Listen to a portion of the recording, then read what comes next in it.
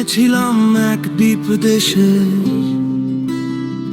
মনে হতো যেন নগ্ন এশিয়ার লতা গুল্ম ঘেরা, সব প্রতিভ নাভিতে একটি সোনালি পাখি আমি, কিংবা একটি রূপলি মাছ যে সাধু জলে সাঁতার কাটতে কাটতে এখন কানকোতে নুনের স্বাদ লাগাতে লাফিয়ে পড়বে সমুদ্রে।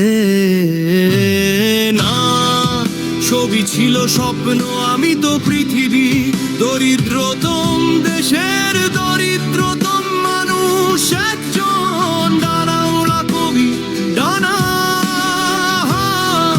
পৃথিবীর ক্ষুধার্ত মানচিত্রের প্রায় রূপবতী প্রাণীর যেমন অদৃশ্য ডানা থাকে, তেমনি থাকে স্বপ্নের অলিক পাখনা।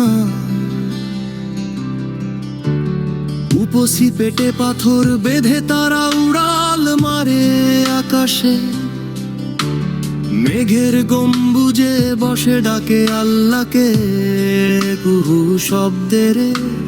ঘূর্ণিঝড়ে এমন কি ফেরেশতারাও মানুষের ভাষা শিখতে চায়, তাদের পাখার আওয়াজে নড়ে ওঠে গাছপালা।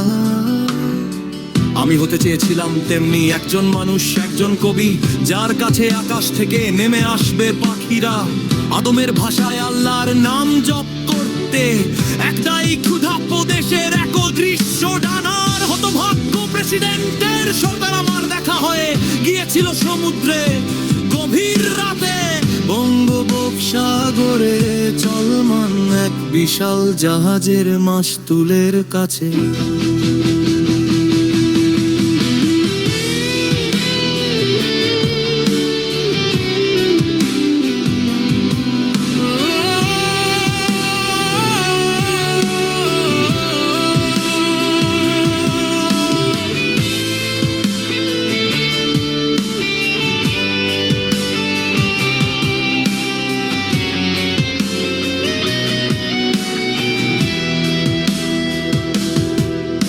আমি বললাম, মহামান্য প্রেসিডেন্ট আপনি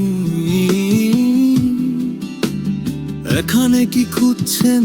আপনার ঘুম পায় না? আমি তেল খুঁজছি, দেখতে পাচ্ছ না? তরঙ্গের নিচে আমাদের জন্য তেলের শিরা বইছে। তুমি কত দূর দেখতে পাও? সামনে তাকাও, যত দূর দেখা যায় সবটাই বাংলাদেশ। আমি অভিভূত হয়ে বললাম, মিস্টার প্রেসিডেন্ট, মনে হয় আপনি আমার মতোই উঠতে পারেন, কিন্তু আপনার ডানা কই? ডানা দেখছি না কেন? আছে, দেখো, সমুদ্র তরঙ্গের মতো তা লাফিয়ে ওঠে, আর আকাশের মতো নীল। ঘাতকের ভয়ে তা লুকিয়ে রাখি আড়ালে, কেউ দেখতে পায় না। আবার তাকে দেখেছিলাম আরেক সমুদ্রে, কোন সমুদ্রে? মানুষের মিছিলের লবণাক্ত দরিয়া ছিল সেটা, তরঙ্গ উঠছিল মানুষের হাতের। একটা কামানধারী গাড়িতে তার কফিন ফুলের মধ্যে ঘুমিয়ে পড়েছিল। আমি তার ডানা দুটির কি হলো খোঁজ করতে মধ্য সমুদ্রের মধ্যে নেমে গেলাম। নামলাম ঘাম আর চোখের জলের দরিয়ায়, কই সে ডানা যা আকাশের মতো নীল আর ঢেউয়ের মতো লাফিয়ে ওঠে বাতাসে। না।